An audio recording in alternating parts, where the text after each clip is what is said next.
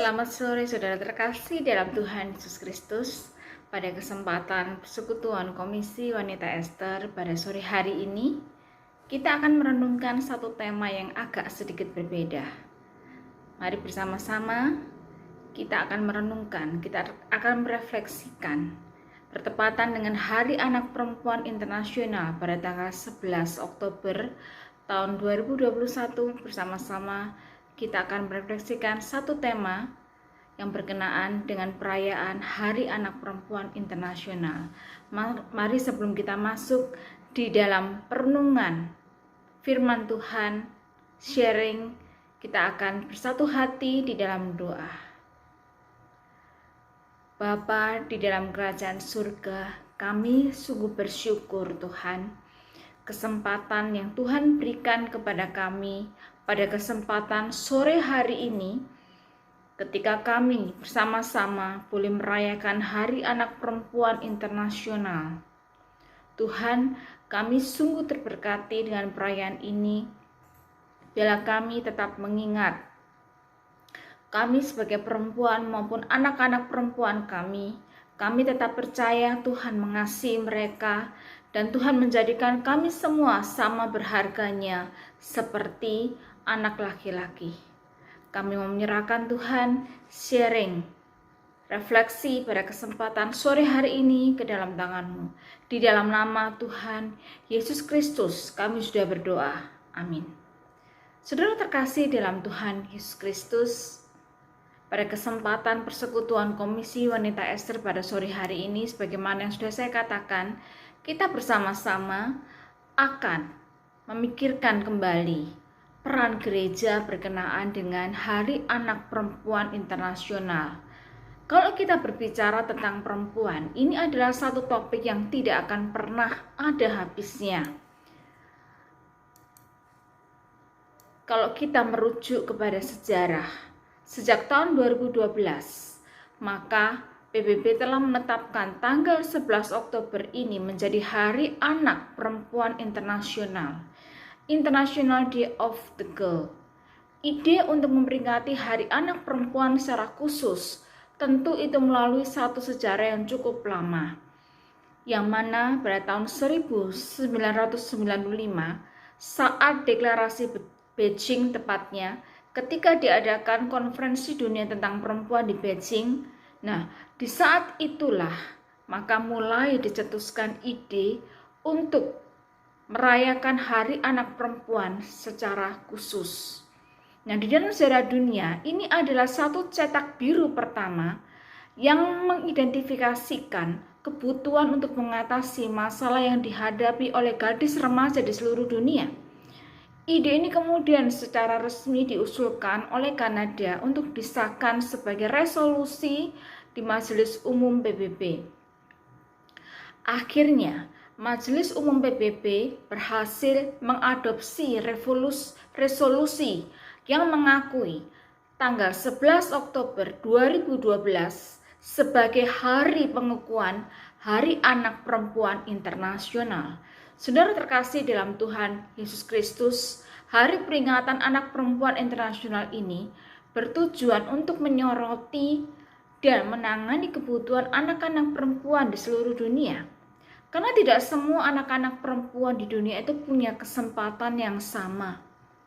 Di beberapa tempat di dunia ini banyak anak perempuan yang belum bisa membaca dan mereka juga tidak bersekolah.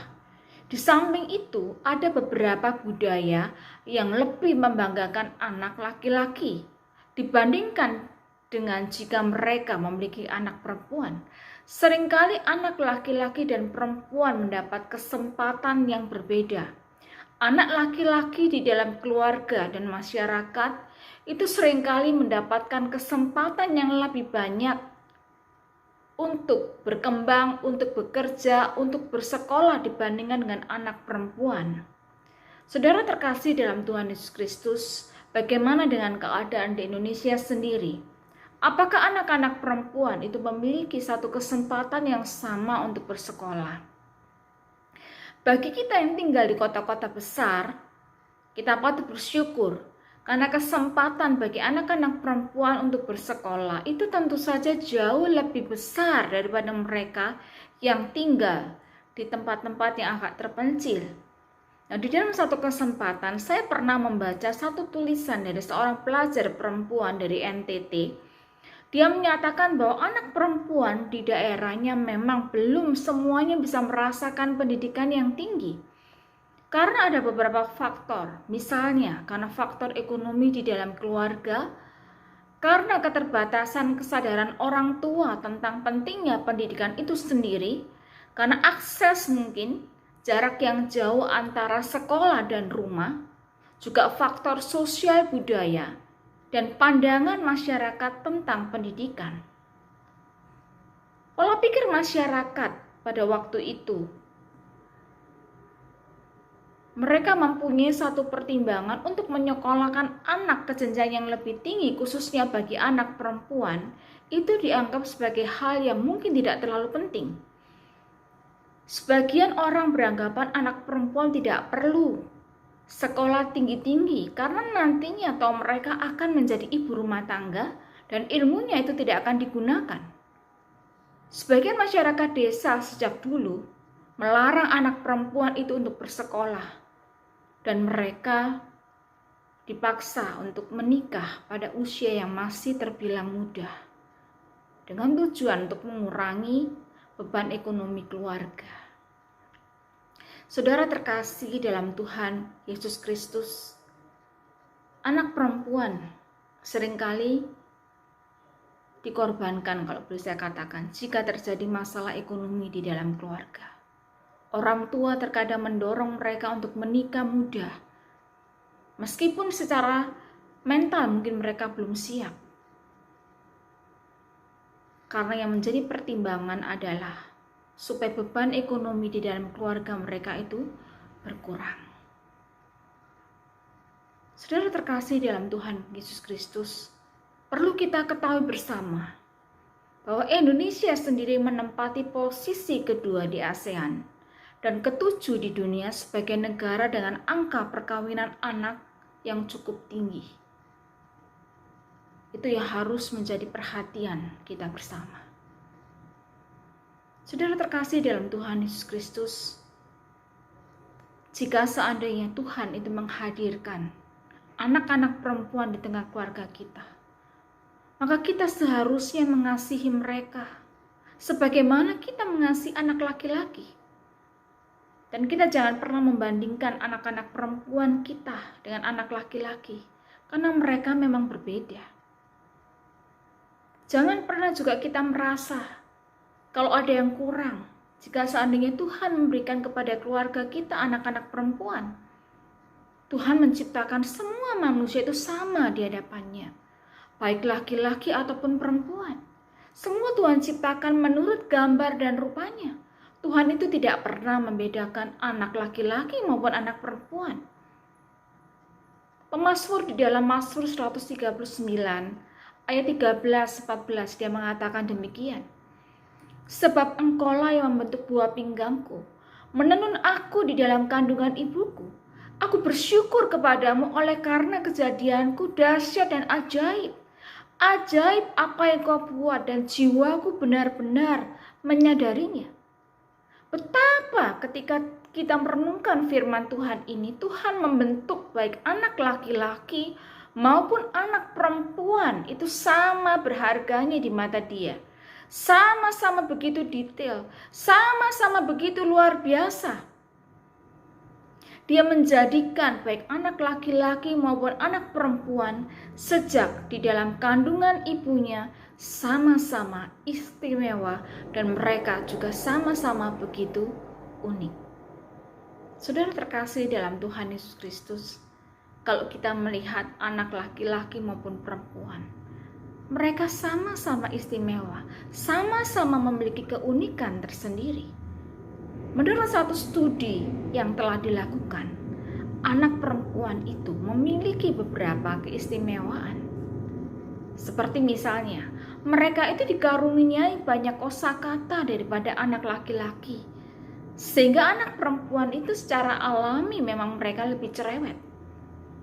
Anak-anak perempuan juga memiliki kemampuan verbal yang pada umumnya lebih baik daripada anak laki-laki.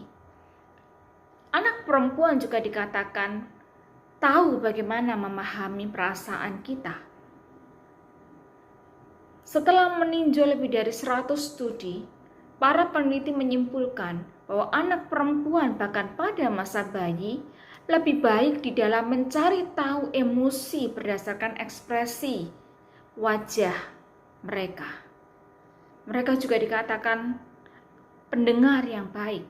Anak perempuan pada kenyataannya mendengarkan ketika kita memberitahu mereka bahwa sudah waktunya untuk bersiap-siap ke sekolah. Menurut penelitian, anak perempuan itu memiliki pendengaran yang lebih sensitif daripada anak laki-laki sejak lahir. Dan kesenjangan ini semakin besar dengan bertambahnya usia. Saudara terkasih dalam Tuhan Yesus Kristus, Tuhan menciptakan baik anak laki-laki maupun anak perempuan sama berharganya di hadapannya. Karena itu mari kita terus mendorong anak perempuan kita. Katakan kepada dia, yakinkan dia bahwa dia itu cantik luar dalam. Katakan bahwa dia itu cantik luar dalam. Anak perempuan kita perlu memahami bahwa cantik luar dalam itu jauh lebih penting daripada penampilan luarnya. Dan ini akan mendorong dia, membantu dia untuk menerima kekurangan dan tetap percaya diri dengan dirinya sendiri. Yakinkan dia bahwa dia adalah ciptaan Tuhan yang sangat berharga dan bahwa dia diciptakan di dalam gambar dan rupa Allah. Yakinkan anak perempuan kita untuk tidak merasa rendah diri. Meskipun mereka adalah anak perempuan, mereka mampu melakukan banyak hal. Anak-anak perempuan pun saya percaya memiliki kemampuan di dalam berbagai bidang. Mungkin di dalam bidang teknologi, di dalam bidang digital yang sekarang menjadi satu tren di dalam dunia hari ini. Kemudian yakinkan mereka dengan kemampuan yang dimilikinya. Ada kalanya mungkin anak perempuan kita merasa tidak mampu melakukan sesuatu karena dia ragu-ragu. Yakinkan dia akan kemampuan yang dimilikinya. Beritahu dia bahwa dia memang mampu dan memiliki bakat. Dorong dia, dorong anak perempuan kita untuk berjuang demi impian dan cita-citanya. Dan yakinkan dia bahwa kita terus mendorong dia. Anak kita kadang-kadang mungkin mengharapkan dukungan dan pastinya mengharapkan dukungan dari orang tua. Terutama ketika menghadapi saat-saat sulit. Yakinkan bahwa kita ada selalu bersama-sama dengan dia. Kita akan mendukung apapun yang dia lakukan. Dan itu akan menjadikan anak perempuan kita merasa aman dan nyaman. Katakan kepada anak perempuan kita untuk berteman dengan orang yang menghormati dia. Penting bagi anak untuk berteman dengan orang yang baik hati, jujur, berperilaku baik dan sopan. Persahabatan yang sehat itu akan selalu memiliki rasa hormat, ketulusan, dan kejujuran. Terakhir, ingatkan kepada anak perempuan kita untuk selalu ingat dan takut akan Tuhan.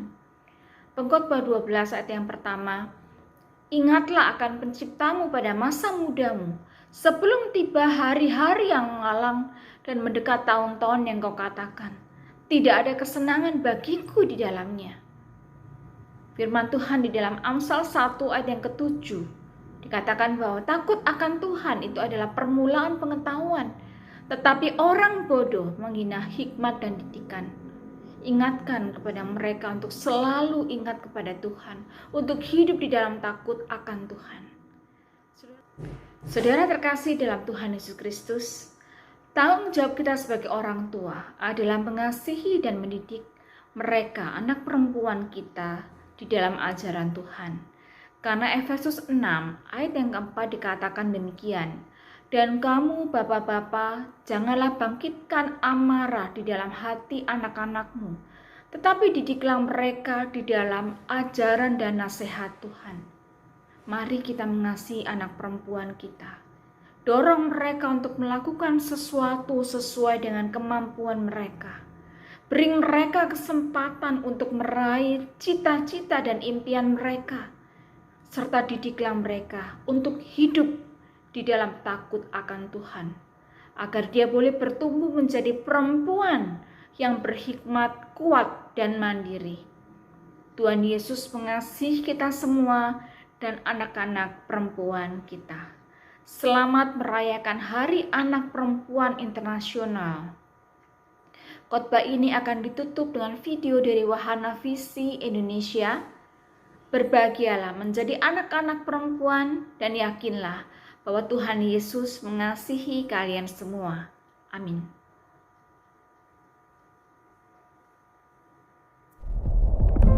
Semua anak perempuan harus hidup bebas dari ketakutan.